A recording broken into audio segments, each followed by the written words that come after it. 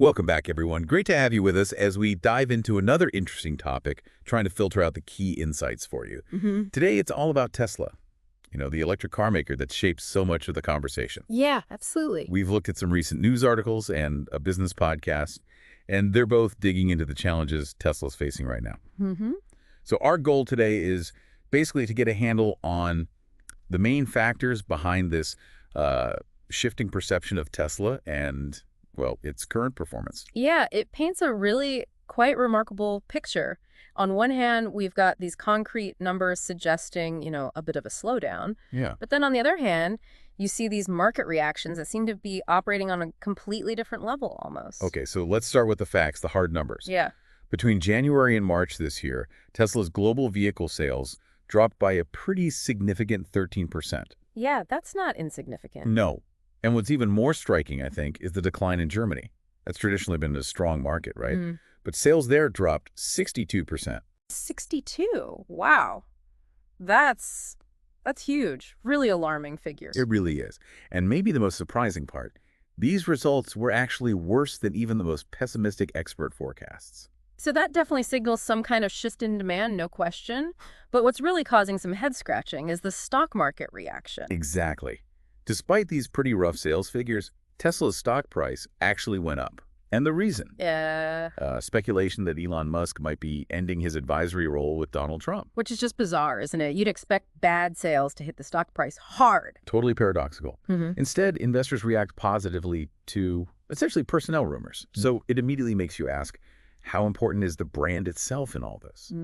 This kind of disconnect between sales numbers and stock movement, it strongly suggests the Tesla brand and how people perceive it is playing a really central role. It's about more than just units sold. Precisely. And that phenomenon really highlights how strong that sort of cult image around Tesla still is, or at least how influential it can be. Right. Individual actions by the company leader can, in the short term anyway, seem more important than fundamental business figures. We see that sometimes with these disruptive tech companies. In that perception, it seems like it's changing and changing fast. The article we read described how Tesla was once seen as this symbol of a better future. Yeah, the aspirational brand. Exactly. But that image seems to have soured for some.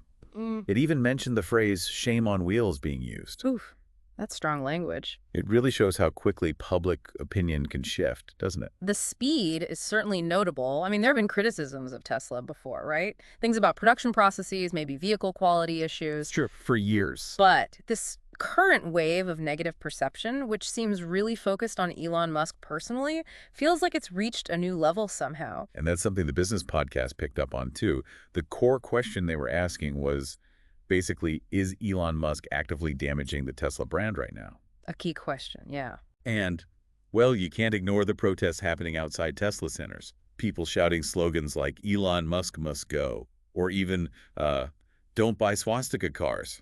I mean, these are very blunt words. And the criticism in Germany seems particularly focused on Musk's support for Donald Trump, and also that gesture he made that some interpreted as resembling a Hitler salute. Right, and those kinds of images and actions are obviously received very sensitively there for historical reasons. Absolutely. Imagine seeing that and you own a car from that brand. It could definitely create some unease. For sure. And as if that wasn't enough, there's this phenomenon people are calling Tesla shame. Ah, yes, the stickers. Yeah, Tesla drivers putting stickers on their cars to publicly distance themselves from Elon Musk. This captures this growing discomfort some owners feel about his public behavior and his political statement. They feel the need to sort of signal, I like the car, but not the guy, even while they still own the vehicle. Exactly. Which brings us to the brand expert featured in the podcast, Franz Rudolf Esch.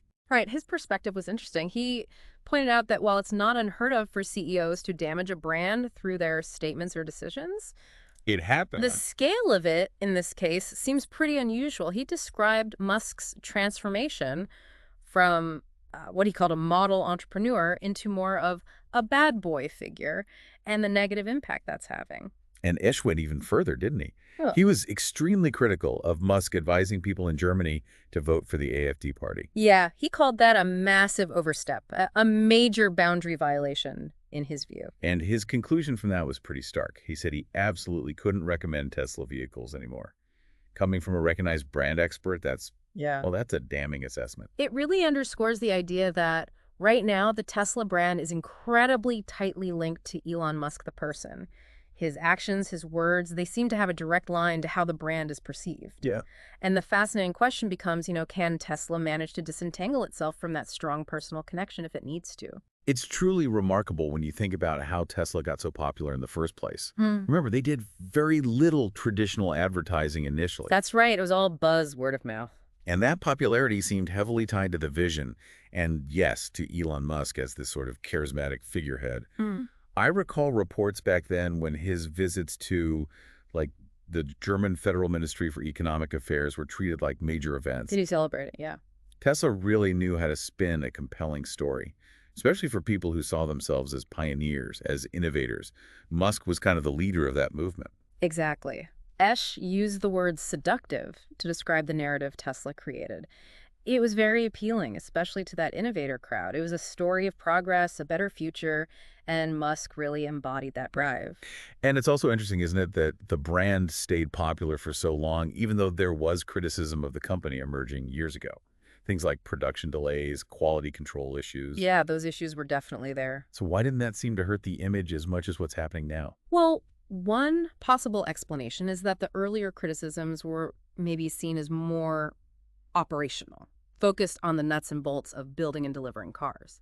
They didn't necessarily challenge the core values or the founder's persona in the same way. Okay, so it was about the how, not the why or who. Kind of, but now it seems like Musk's own actions and statements are directly hitting those core values, undermining that positive identification people had with the brand. It feels different when you're distancing yourself from the values associated with the brand rather than just complaining about a product flaw.